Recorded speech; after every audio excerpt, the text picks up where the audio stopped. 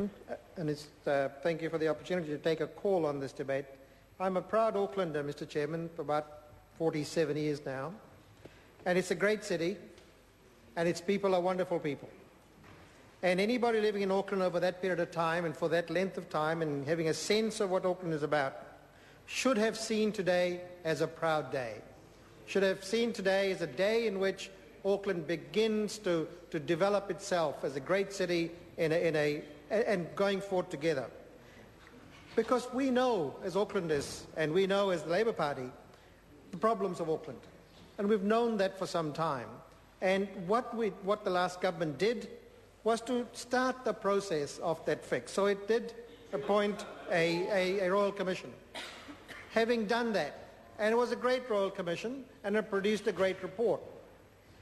And one would have thought, Mr. Chairman, that we would have spent some time going through that report carefully and developing many opportunities for Aucklanders to participate in that, so that today we could have seen the kind of results Aucklanders would want. Because, Mr. Chairman, today nobody's particularly happy with this bill. One can't say that Aucklanders are happy with this bill. One can't say that Māori are happy with this bill. One can't say that the Pacific community is happy with this bill. And certainly I can say that the ethnic community is not happy with this bill, alongside many others. So, Mr. Chairman, I asked myself, what went wrong? What went wrong in the process, well designed, to take the issues of Auckland through a good process and really arrive at a point where today we should have been celebrating and we would have been agreeing with members opposite. The process got hijacked.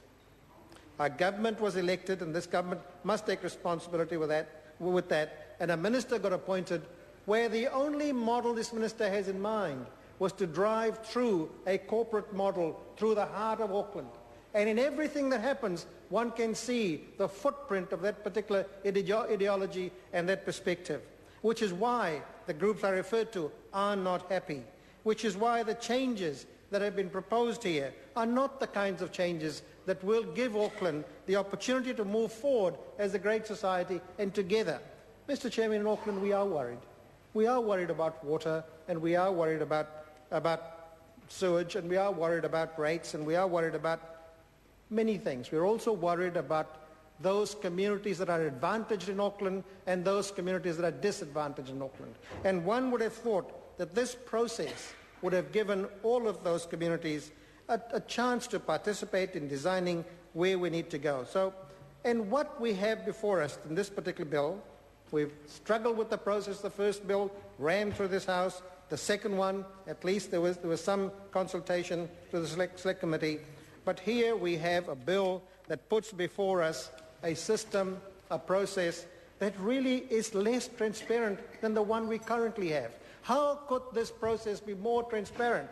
And I asked the member for Auckland Central, who said it's much more transparent. Today, citizens of Auckland in their cities can go and listen to whatever their councils discuss, apart from the few occasions when they are in private. They can ask questions, they can participate in that. Where will they be when the CCOs meet?